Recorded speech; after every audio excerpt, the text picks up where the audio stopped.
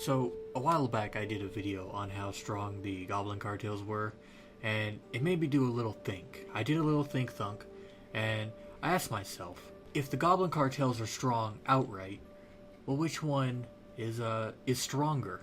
Before we get into that, we gotta name off some of the cartels. So, there are 2 or 3 now that we know of. There's the Bilgewater, the Steamweedle, and possibly, very possibly, the Venture Company. There are a few others, though their names and leaders are unknown. We don't really know. There's a trade prince, Danaeus or Danaeus, in Ajara, in Gallywix's Pleasure Palace, but we don't know which cartel he belongs to, so I'm not going to count him.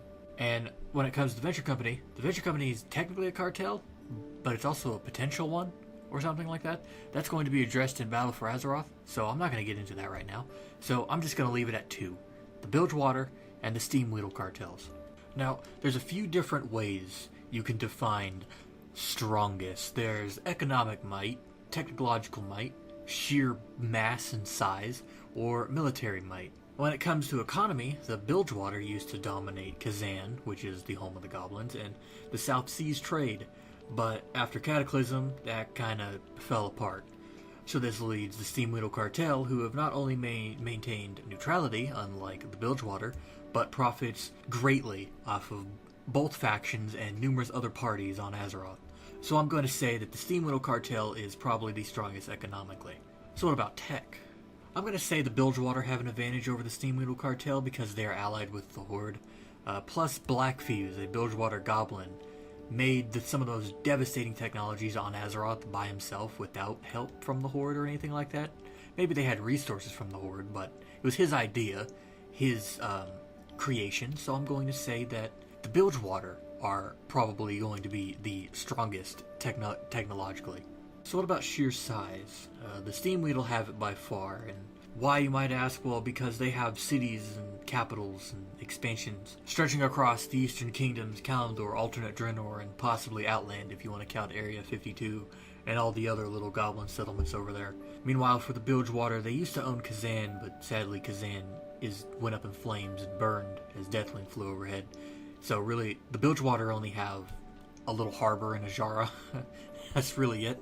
And finally, what about military might? If you count the Horde alongside them, the Bilgewater wins every time, and that's just how it is. The Horde's a lot bigger, and I think that if the Steamweedle cartel were to fight both the Bilgewater and the Horde, the Steamweedle cartel would lose, and they'd lose very, very heavily.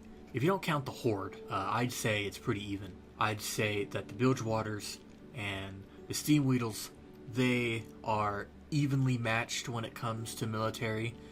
This is evidenced by the trade war, which was just a giant cluster of just battles and all sorts of stuff that made no sense, and there was all sorts of this and that, and they'll throw anything and everything at their enemy until something sticks.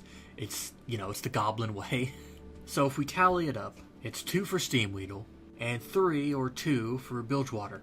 It's 3 if you're counting their allies, 2 if you don't count them. With that said, I'd say the cartels are pretty, they seem pretty even. I'd say if they were to fight or do something like that, it would come off as I don't really know who's going to win. Depends whoever has the first stick when it comes to throwing everything at each other.